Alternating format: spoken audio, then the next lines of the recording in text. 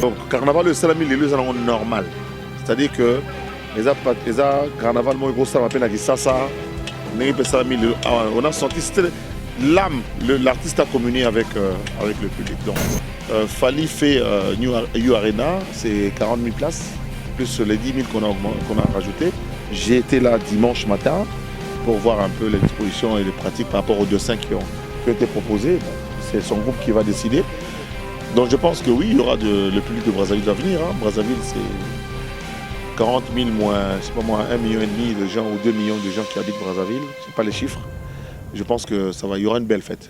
Demain, il y aura une belle fête. Okay. Honorable, vous avez parlé de You Arena, vous avez dit que vous étiez là-bas. Vous étiez là-bas pour inspecter ou bien vous faites partie de l'organisation de la musique? Non, ça c'est une grosse boîte de production. Mais, je m'appelle Baba Baswe. J'ai fait jouer 4 Bercy, j'en sais quelque chose. Okay. Grâce à moi, il y a eu 4 Bercy. Okay. Vous aussi, de vos générations, il faut qu'il y ait un Zachary Baba Baswe pour essayer de stimuler. Fally est seul et il est au-dessus de la mêlée, c'est pas normal. Donc il faut... moi, c'est un artiste hors catégorie. On ne frustre personne. Ne le comptez pas parmi nous parce qu'après ici, il va faire Wembley. Après You Arena, il fait Wembley en Angleterre. Et puis des places. Wembley, c'est Wembley. Hein, voilà, il fait Wembley et puis il va faire Forêt Nationale 20 ans après Papa Wemba. Et puis il va faire le Stade de France. Donc tout ça là, c'est dans la lignée. Tuza awa na pokwa o tuza awa na kati ya stade Masamba Débat, tuza awa place misala ezosalema déjà avec Montréal Jordi Futur pour la sécurité pour et kabola bafani na podium.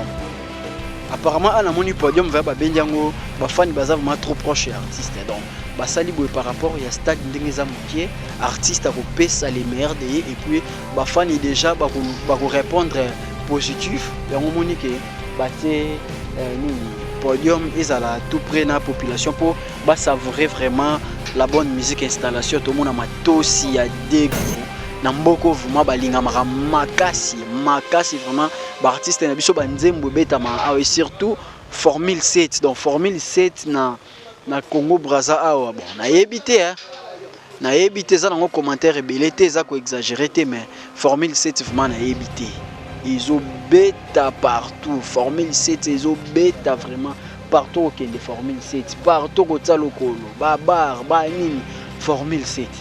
Donc, aux stades, tu peux mieux expliquer.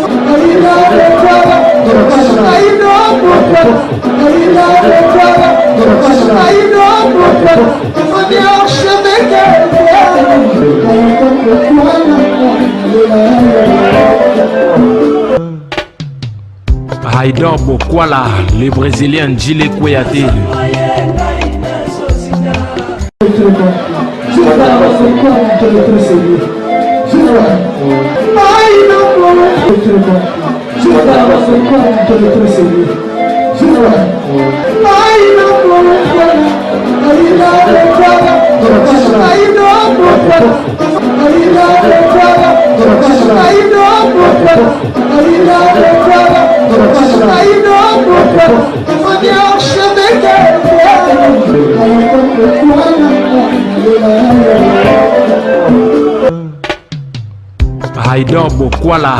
Bienvenue dans votre émission Correct News présentée par moi Gistimi Correct dans votre chaîne Haïdor Média Télévision. J'ai le réel plaisir ya koyeba ke boze bela c'est net moment bola na biso de partout.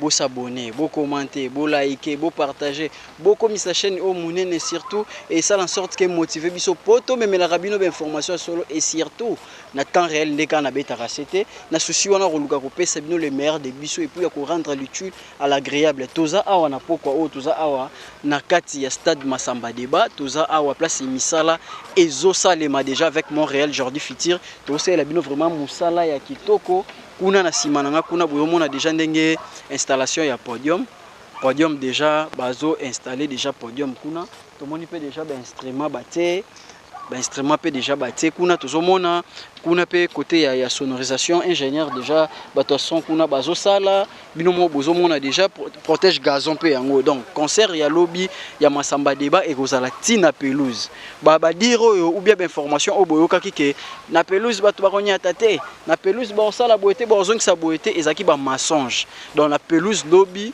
bato bakozala tina pelouse yango moni batie ba protège gazon o pour par rapport ya il y a espace où na grandeur ya artiste na biso fali poupa ils allaient insuffisant yango moni ba prévoir déjà protège gazon oyo et puis service ya sécurité eza makasi na bisabino donc ba service nyonso ba précaution ba mesure nyonso déjà ezwami biso pe bato presse déjà pe ba remettre biso ba carte na biso donc fali poupa à honorer biso hein honorer biso ma carte c'est ça déjà où peut sanga accès ya rekota na kati ya stade donc à l'instant na international hein na comme international pour na kati déjà ba mai ndeka mané na ngana Dallas ya lobaka ndeka mama Ariane Moulangu mama social à lobaka donc naza professionnel ne exola kama lobaka kavali na ngai donc naza professionnel donc bozomo na déjà installation où eza ya sécurité pour et kabola bafani na podium apparemment ana moni podium va ba benjango bafani baza vraiment trop proche artiste donc basali boye par rapport ya stade ndenge za mukie artiste a kopesa les meilleurs de et puis bafani déjà ba ko répondre positif yango moni ke baté nini podium ezala tout près na population pour ba savourer vraiment la bonne musique installation tout le monde a matosi ya dégâts Montréal so ba Florona tout le monde a matosi ya dégâts tout le monde peut déjà ba écran géant mi balé déjà batie wana o et permettre bandeko baza la musique ou bando mona artiste na musique bazoyer vraiment normal tout le monde peut déjà ba sécuriser batie ba poteau donc nako sabinote stadio lobby biso tozaki lelo na carnaval tokende ko zo fali pour bino mo bomona ba image wana tozaki na kintele tozuye kuna donc toye na eti tolikine na stade toke na eti place azovanda donc mobilisation aux akina na journal lelo bako sabinote stade lobby o bomo ba bukango o bango mo ba ba fama ba bukango donc d'après des temps awa déjà balance foi banda po tout le monde a déjà basinga ya côté son bazo landela mo déjà d'après des temps awa balance déjà fo e banda pour misala ezo salema déjà ya makasi donc misala ezo salema déjà ya makasi Montréal ezo stade et mona na muke mais zape munene hein ezape munene mais ba warrior ba pesi biso ba warrior ba pe biso assurance ba bi baza convaincu que stade lobby ba ko balola yango donc ba warrior ba bi stade lobby ekobukana ekobalolama ko ba biso ba ki o eza muke ba pesa bango ta ya kitele bon to éviter ce qui après oyo fallait pour senga kitele to ndengini pour bon ba réclamer déjà par rapport à grandeur et artiste o eza muke mais ça vous mentir fallait pour pas aza vraiment aimé fallait pour pas na Brazzaville awa aza vraiment aimé alingami vraiment makasi Montréal zo matos kuna likolo donc fallait pour pas alingami makasi na Brazzaville biso to 8 ans ya rekota na ba cave awa to 8 ans ya kotambola awa to yo comprendre que ba artiste na biso pe ya Congo ya ngambo na mboko vraiment balingama makasi vraiment ba artiste na biso ba nzembo betama awa et surtout Formule 7 donc Formule 7 na Congo Brazza awa bon na yebité hein na yebité za nango commentaire ebelete za ko exagérer mais Formule 7 vraiment na yebité ils ont bêta partout Formule 7 ils ont bêta vraiment partout au Kende Formule 7 partout au Tsalokolo babar ba nini Formule 7 donc aux stades to pesi une exclusivité oyo ya romona ndenge musale zo salema na poko oyo to moni pe déjà ba chien bazali bambwa bazali makelo boyeka ba wana eza déjà bambwa côté ya sécurité pe bambwa bazali donc tout côté sécurité nde bango ba bisa biso vraiment eza assuré pour na ba vidéo mon pe to tsela ki bino wana ne bandeli na si première émission na biso to saki na kati stade to tsela bino ba vidéo oyo ba konzi bazaki ba holandela a protège gazon déjà ba finition nango yango ezo salema déjà ba ko protéger pelouse donc podium yango podium pe ya kitoko donc makambo nyonso ezoleka vraiment kitoko misala onde bomona boiton to la mukana tongo to yakuta déjà nyonso esili donc to la mukana tongo to yakuta miso nyonso esili ba travailler à loi ba chinois donc bazo travailler butu en tout cas force vraiment une équipe ezo sala awa ya ba service nyonso force na bango vraiment musala ezo sala makitoko na ngambo pe kuna to mona déjà du côté VIP to mona du côté VIP kuna déjà Montréal toki to poussa na biso hein tout le monde a déjà du côté VIP kuna ndenge bazo sala ndenge bazo bongisa donc stade lobi na tongo tonto la mukato mon ngo déjà ezui mi couleur mususu donc de tout le monde ngo boye lobi na tongo ekozwa ma couleur mususu beauté nango déjà et bandi ko bima ah toi na protège gazon hein donc bayate barata bayate barata ah to poussa na malem beti côté bazo sala espace VIP côté bato ba fouti 50 000 francs CFA barozala donc bazana côté à tribune présidentielle hein, sima na bango tribune présidentielle donc bino mo bota la kaka son bota la kaka matosi zawa donc ingénieur wana monta sonorisation lobby ayebisa biso déjà que tokozala décider to moni basali système mo bo on dirait eza mangeur hein to moni kuna batie ba bafle koto pe batie de façon que ceux qui sont ezali limité te ceux comme la bato nyonso to moni batiango 4 to moni batiango 4 groupes kuna na liboso batie mibale awa pe na sima pe batie mibale donc sont déjà ils alla partager kuna pe to mona kuna ba tia marquoir awa to komi côté ya VIP yangoyo na sponsor ya artiste na biso nyos to yebi VIP yango déjà bazo bongisa encadrement normal donc bato VIP baza penza na VIP bato ya 2000 na 2000 bato ya VIP na VIP donc yango déjà VIP kuna ba obeta déjà ba stand place swap ba ota ba bière donc lobby vraiment ah ils a fait hein ils a vraiment fait lobby ils a vraiment fait pour musalezo salema kitoko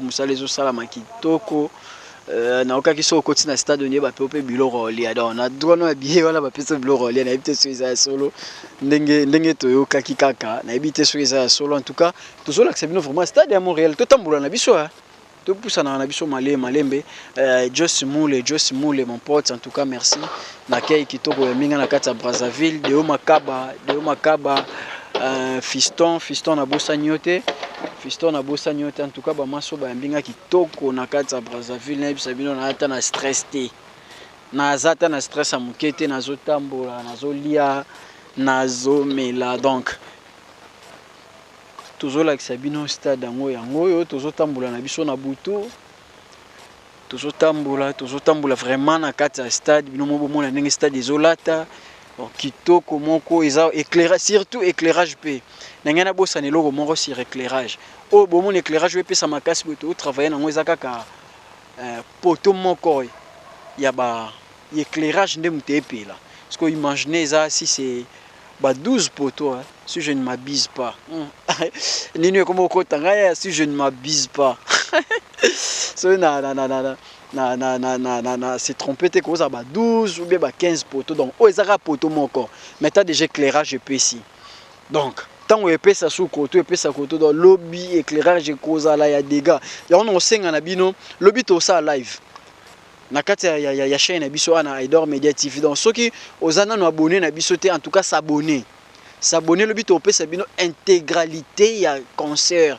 donc on va avoir exclusivité ya concert to pesa bino po biso to avali boso kuna to pesa bino exclusivité ya concert oyo ko bandane bandeli na entrée kuna nde batu ba kota ti place mais à la arbitre abeti bien match ici batu ba bimi to pesa bino intégralité nango donc bo s'abonner vraiment ebele bokoto vraiment le but tout ça na live donc live année ça bien que bruit ça la main ce qui au côté au signaler la présence na yo moko yoka na yoka to lo ba mingi te yokota ka signaler présence no yo moko yoka to vraiment na posa ya tonto bima Brazzaville bo impossible te to ko matana 15K eba ndeko bolanda biso na Aidor Media Télévision boko misa biso tana na 15K non to pe manon mukie depuis to kanga mena 9 to matate eba warrior boza ba mourir ya bonne musique pourquoi ba warrior te to benga pena ba mourir ya bonne musique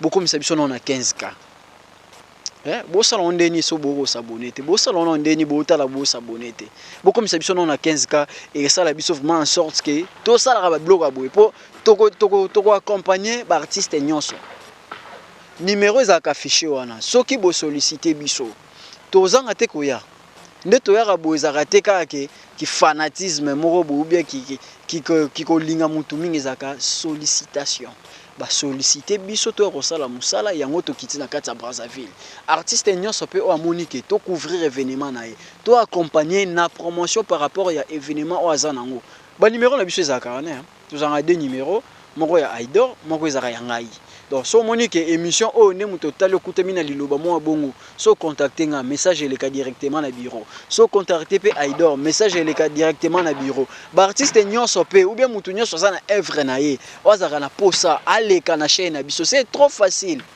numéro za ka affiché wana contacter biso ba o pe bazana ba produit na bango ozana produit na yo ozana marque ya elamba ozana marque ya ba mapapa po to mona ba mapapa mo zo salema awa exu beauté en tout cas na peso mbote to mona ba mapapa wana ba okomaka ba kombo bato ozana eloko na ozana activité na yo ozana posa ba lobelango ozana posa ba bwa kaka yo espace yango na Aidor Media Télévision sko zone de exclusivité boy zoka sko ndetse exclusivité bo les sports no sko ekoti na kata ya stade Masamba Deba et Solandeni sko sports na wana minute oninga boy pourquoi ninga na loba boy kati ba TV sports no mo boy ba 3 minutes ya ba 2 minutes et Solandeni na minute sko ndebo ba bwa ko sko ndeba boka Jordi Fitir mo bala mwindo ba bwa ko sko bongo mo bala bato bananyo mo bala bato bana wenze ba bwa ko sko ndeba sola Jordi Fitir ndeba sola ba Gismail Mbungu ndeba sola ba Voldi Kabwiko ndeba sola ba Sembidi ba solo siko bongo et salonde do bo contacter biso to sala pona bino bo banga te ote bino lo kwa bo voyagaka bino lo kwa bo zaka so indenge nini bino lo kwa bo professionnel to banga kana biso so to yo kuna eza so indenge te so iboye eza normal to betali so normal batangi kombo na yo ba bwaki yo ba soli o pembe donc to bengi bino boya wana boya to sela bino promotion bozala décider bino mo mona vraiment rendement par rapport ya promotion to sela bino o ba poto bo mona ya mabaya oyo eza ba okalango ba okale pona ko kabola batu baza kuna na batu bazana kati pelouse donc ba sécurité vraiment donc na bisa bino sécurité za assurée fallait poupa ayoka ki ba remarque na bino ayoka ko lela na bino par rapport ya stade de Betamaki ya des martyrs ayoka vraiment ko lela na bino même pe clip o ebimi clip mo pe uto bima ya mal accompagné fallait pour papa yoka ki ba remarque wana to moni pe clip esalami kitoko to mona pe ba o ezanga ki na stade des martyrs yango bakisami awa na Masamba Deba vraiment boza décider lobby spectacle kozala vraiment au rendez-vous et kozala au rendez-vous biso ba oto zu ba chance ya romona place ba répéter biso to zu ba chance ya romona place ba sala ba makambo belé donc lobby vraiment boza décider fallait pour pesa bino vraiment les meilleurs de en tout cas boza décider Montréal to bana na biso d'ailleurs ko poussa na to chitele na biso na ngambo wana isa kitoko to chitele na biso kuna donc boza connecter vraiment boza connecter to na bosa abonner vraiment bosa abonner taka siko ba descente aboye tala ka siko musa makasa boye to sela bino en tout cas bo décevoir biso te bosa abonner vraiment j'ai dit comme ça na pesi mbote na Aidor Bokwala ya pembe certifié Aidor Bokwala en tout cas big up to you ndeyo molo bana anglais big up to you en tout cas musala kitoko musala ezomonana donc bo s'abonner kaka to senga na bino bo s'abonner vraiment biso to lembo pesa bino le meilleur de biso te biso to lemba ko pesa bino eloko o bino bo lukate donc en retour eloko ozong c'est la biso ezarara appel ezarara soutien eza considération eza abonnement donc yango ka to senga na bino et puis le monde olinga na marteler Montréal Jordi Fitir to na posa soutien na bino batu botala ka biso to na posa soutien na bino donc ça soutien na bino na mambo belé to sala te ba Brazzaville ko yango boza ba aventure te o vanda na ba 5 étoiles net o fanda bwe déjà ba aventure te bo soutenir biso so bo soutenir biso bo mona ke to ke liboso so bo soutenir biso te donc ma trop dans to sengi to bengi bino nyonso boya batu ya ba catégorie nyonso boya botsaka biso pe na mabondeli botsaka biso pe na mabondeli botsaka biso na mabondeli tala ba musala makasi to sa ba travex ya ba mai bolongwe na ngambo wana yo na ngambo déjà ba risque donc sans nzambe ma trop botsaka biso na mabondeli boti bo sambela vraiment pona biso sagesse intelligence et accompagnera biso poto sa rappel musalo na professionnalisme donc ce qui sagesse d'intelligence ezate na kosimba microbe était liboso na bino na loba donc bosenga rango mekite la rabiso tozaka na force tozaka vraiment nzoto makasi po tosela rabino musala ya kitoko Montréal na moi déjà ozaki important essentiel déjà to lagisi na biso donc on a pesi bino rendez-vous lobby boza la connecter na live na biso lobby vraiment boza la connecter na live na biso beaucoup za la décité mané na Dallas cuisinière Nzambe mami en tout cas merci maman Ariane Moulangu maman sociale mami bambote na yo Voldi Kabui Coulomb en espèce depuis Londres bambote na yo Exola Kama Kavali Ketia Mwanza Kereni Dwenge maman na Dylan Naomi Manzila Manzishu libanga no wana nazongisi mabanga nyoso ona boka kibwaka kiote Naomi Manzila Manzishu en tout cas mabanga nao ekomela yo ketsa katendi na pesi yo bambote na yo sembidi en tout cas bambote na yo Floris Mbidi Goga ya PM Jordi Kinkela Papa Chic Richer Mackenzie Richi Vava Jonathan Lumingu Maître Jonathan Bafengo 6 étoiles Michigan Binga en tout cas bino nyonso na pesi bino bambote quant à moi soki nzamba zongi te ngana bino lobby na tongo su toza masamba di bapo tokotika bino te ciao biso Congo tozali na avantage ya kozana une des plus belles langues du monde le lingala et puis tobundaki les deux états à partir de bakonzi na biso ba gouvernement na biso ba peuple na biso poto inscrit rumba na patrimoine immatériel il y a UNESCO. Donc carnaval le salami les lieux sont normal. C'est-à-dire que les carnaval moi gros ça m'appelle qui ça on a senti c'était l'âme l'artiste a communié avec le public. Donc on pense que demain et vous allez très bien bataya et belé spectacle vous allez bien on a pris toutes les dispositions niveau sécuritaire on a montré vraiment que on s'est retrouvé le bien au moins bien. Voilà. Je me dis que c'est une organisation qui a fait ses preuves. J'ai vu beaucoup de jeunes que j'ai reconnus ici qui ont travaillé par le passé pour le FESPAM. Le FESPAM qui revient au mois de juillet. L'information nous a été donnée à Abidjan, au FEMUA. Donc c'est quelque chose d'extraordinaire. On a vu d'ici 4 heures du temps, ce podium sera fini. Et Fali viendra faire sa balance avec son groupe pour le spectacle qui aura lieu demain à partir de 14h-15h, heure de Brazzaville et de Kinshasa. Voilà.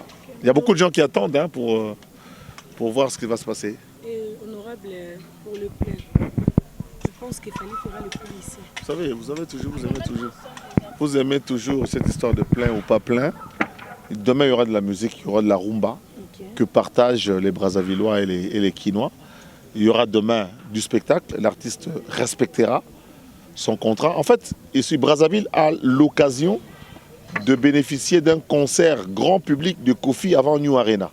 New Arena, c'est à peu près ça, hein, 40 000 places, plus 10 000. De Fali, je parle de Fali. Oui. Je parle de Fali. Ah, je parlais de Kofi Olomide. Bon, il vient de là, hein, vous comprenez, donc ça se mélange un peu, tout se dit, se redit. Donc, Fali fait New Arena, c'est 40 000 places, plus les 10 000 qu'on a rajouté. J'ai été là dimanche matin pour voir un peu les dispositions et les pratiques par rapport aux dessins qui ont été proposés. Bon, c'est son groupe qui va décider. Donc je pense que oui, il y aura le public de Brazzaville va venir. Hein. Brazzaville, c'est 40 000 moins, je sais pas moi, 1,5 million de gens ou 2 millions de gens qui habitent Brazzaville. Je sais pas les chiffres. Je pense que il y aura une belle fête. Demain, il y aura une belle fête. Okay. Honorable, vous avez parlé de You Arena, vous avez dit que vous étiez là-bas. Vous étiez là-bas pour inspecter ou bien vous faites partie aussi de l'organisation de la presse? Non, ça c'est une grosse boîte de production, mais écoutez, je m'appelle Baba Basoué. J'ai fait jouer 4 Bercy, j'en sais quelque chose. Okay. Grâce à moi, il y a eu 4 Bercy. Okay. Vous aussi, de vos générations, il faut qu'il y ait un Zachary Baba Basoué pour essayer de stimuler. Fallait être seul et il est au-dessus de la mêlée, c'est pas normal. Donc il faut...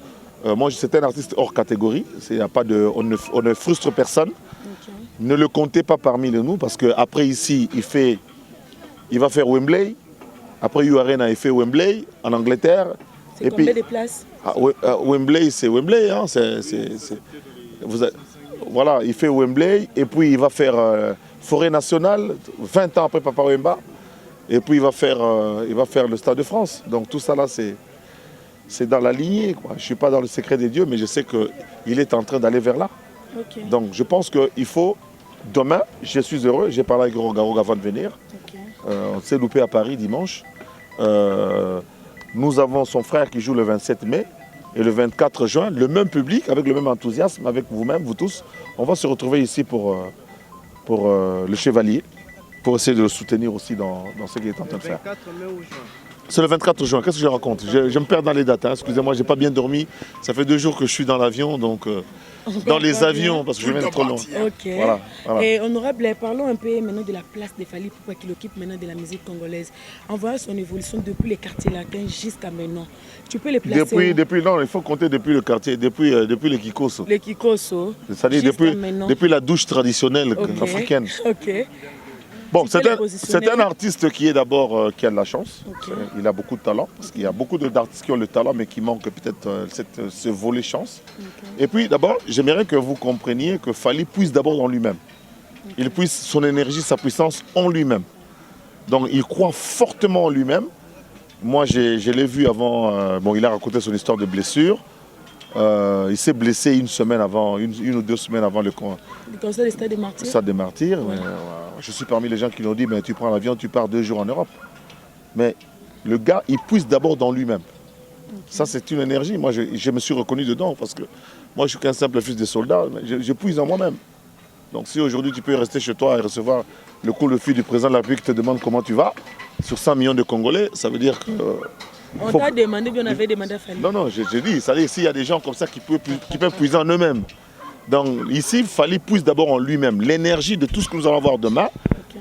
Le groupe ne va que l'accompagner dans son énergie originelle. Okay. Je parle de l'originel, je dis le mot originel. Donc, Azana état d'esprit n'est pas positif, Aza optimiste, Aza guerrier, Aza battant. Ayebi que lobby fois longa et le quoi ça n'a pas tué bébélé, ayem bébélé. Ok. Ayem bébélé ça veut dire quoi? Il va faire chanter les publics. So katika zela na no public ayem il est sur la suite. Ok. C'est tout. Ok. Dans les lives, hein, il est un peu faible. Tu penses dans que ça... artiste a salé ba faible, ou a salé ba live que les gars Fally là bana les 2 dernières années en Aïbiétain. Prof, honorable, il y a un dicton là. Bon, c'est pas un dicton, on est en train de réaliser. Partout, depuis Wendo et jusqu'à présent, il n'y a jamais eu quelqu'un qui est au-dessus comme Fally. Mais entre-temps, je ne sais pas si tu peux le confirmer. Écoutez, je suis mieux placé, ça fait 43 ans que je suis dans la chronique musicale. Si, c'est pour cela. Donc je peux dire aujourd'hui, si vous mettez ma sola musique, bolon la Fally. Hein? Comme Aza hors catégorie. Aza hors catégorie. Nanenga mabete. Nga siko naza na posa siko ndeke bakomata 8 9 non ça les forme makasi po bakomata ata 12 pour moko moyen te. Donc tu veux dire que Fally maintenant l'année de c'est le numéro 1 hors catégorie. Il ne faut pas le considérer. Non, question sous catégorie avant dernière question.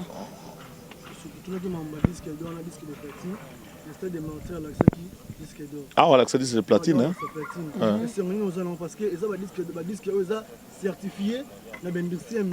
C'est-à-dire que tout le monde l'a ramené en AB. On est tous à l'année, biso tous à nini. Il faut tous à moni politique à crabe. On est tout commissaire moninga soit ça il aura bien. Soit batunio papa qui peut dans la robe monter podium on a quelques sociétés à Brazzaville peut monter ce podium en 4 heures. Bon, non, l'équipe de FESPAM a cause dans 2 heures. Vous savez qui pas FESPAM? Normalement. Yo il pour il faut 24 heures. Ça n'a confiance l'assurance à Rolobake non. En tout cas, ça a vu on a un problème de délai. On va ça dans nos Nalobi en sans amba, je m'appelle Baba Basso Zakari et j'assume le mot là de la presse de Zelensky Ngaeyo. Nalobi que Bocha Fally bolongolae na bolo artistement hors catégorie. À l'ongwe la comparaison nationale. Comprenez? Oui. Dans la comparaison nationale, dans le pays. La comparaison africaine, locale, régionale, bolongolae. Internationale. On lui consacre 20 minutes sur BFM TV. Je suis journaliste, je sais. France 24, écoutez, ça c'est un truc d'Afrique. Ok. France 24 refuse ça, c'est un truc d'Afrique. Ok. Vous comprenez? Mais si on arrête 20 minutes, on ne parle pas de la guerre d'Ukraine pour passer un Africain qui s'appelle Fally, eh bien, soyez contents. Ok, honorable, avant-dernière question. Je pose ou vous posez? Il faut laisser le temps aux autres. Oui. Merci. D'accord, honorable. Au toucher point moko awa, il y a la rencontre on a roga. Mais aujourd'hui, il est maltraité na bande konabiso kaka ya Congo parce que a maltraité? il est maltraité. Donc il est un peu injurié, traité d'une connotation péjorative parce que à date le 24 juin. Mais à date na Brazat. Ouais, na Braza balobi que pour bande comme sous ya Brazzaville bande bakati sa bakati sate. En tout cas le 24 moto alinga affaire. Muta retenir Gazate. Ok. Ndenge mo pe muta kino alinga roga muta retenir Gazate. Botika biloko wana. Kinshasa c'est 20 millions d'habitants, Brazza c'est 2 millions. Stade est à 40 000 ou 50 000. Pourquoi on fait remplir les deux? Moi je voudrais même que quelqu'un aussi annonce aussi un concert le Sogiwapi. Parce que pour que comme ça tout le monde a son place. La cause n'est pas le 24. Mais oui, comme on attend de s'appeler Siwambanza. Et il y a de la place pour tout. Vous savez, on peut, tu vois, les différents stades que nous avons ici, tout le monde peut jouer à une seule date et puis à Brazza. C'est comme les bars. Ouais. Quand tu vas dans une kermesse qui est à côté de nous ici, tu croiras qu'il y en a qui vendent et ceux qui ne vendent pas. Mais tout le monde vend de la même manière. Ça dépend de la manière dont tu entretiens la clientèle et si tu as des tubes. Roga zana ba tube ako bon manzoto na tika mokili oyo. Mutu sa ya futaka tike pa kotata lango.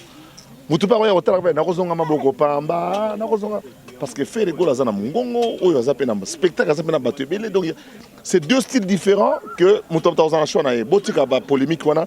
Et je vais vous demander bino ba leki na ngai chers consoeurs, chers confrères, bo aider ba artiste bo sal sa public na biso.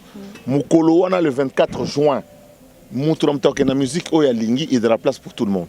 Ne perdez pas de temps pour ça. Reportage, tu peux faire tout un reportage sur le montage de podium. Oui, oui. Au comparé à par exemple un concert à Kinshasa ou bien un concert à Liboso sur Kassav ou bien ce qu'il y a eu ici par rapport au FESPAM. Donc c'est ça le travail que nous devons faire. Ne cherchez pas des petites bêtes pour tirer les gens. Les artistes, ce sont des anges. Ce sont les seules personnes depuis le Moyen-Âge, l'histoire nous raconte que c'était les seules personnalités qui avaient l'occasion de déjeuner à la même table que le roi. Donc ce sont les mêmes personnes qui sont considérées. Nous avons le chevalier Roga Roga qui est ici. Et il ne faut pas qu'on mélange rien à Babylone pour le mener à prendre une décision qui n'est pas bonne. Roga Roga va faire le plein ici. Moi ce jour-là, je choisis par exemple d'être à Brazza.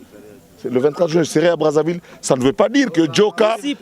Non, je serai le 24 juin à Brazzaville. Ça ne veut pas dire que Joka Kabenge ne peut pas aller chez Siwambanza. Ou bien, je ne sais pas moi, quel autre... Non, non. Mamie, il peut aller voir Ferré, ainsi de suite. Il y a de la place pour tout le monde. Okay. Voilà. Honorable. Nandeni. Oh, neza choix na salle na Brazzaville. Je suis le seul à avoir payé mon billet et à avoir assisté aux deux concerts de Ferrégol au Fébua. Il n'y avait personne, j'étais seul. Okay. Et j'ai fait un direct sur ma page Facebook avec deux grosses piles. J'avais deux powerbanks de 20 000 ampères, 20 000 ampères. Okay. Ferré lui-même n'a pas fait ça, mais moi j'ai fait ça, j'ai diffusé pour que les gens voient. Parce que c'était le concert après Matanga. Ouais. Voilà. Et j'étais là jusqu'à 4 h du matin. Donc, Ferré a terminé à 6h30 heure d'Abidjan. À 6h30 heure d'Abidjan. Et moi, je suis rentré à mon hôtel à 6h30 heure d'Abidjan. Parce que je devais suivre jusqu'au bout sa prestation.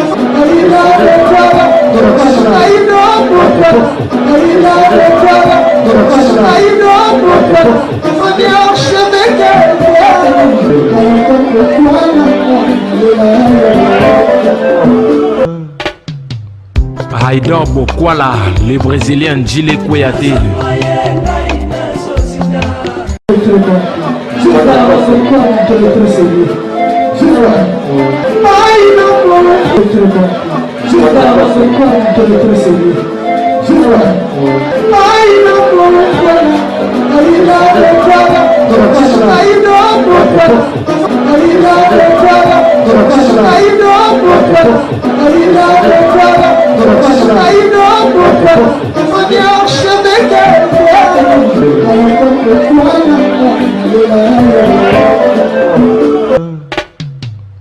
Haïdor Bokwala,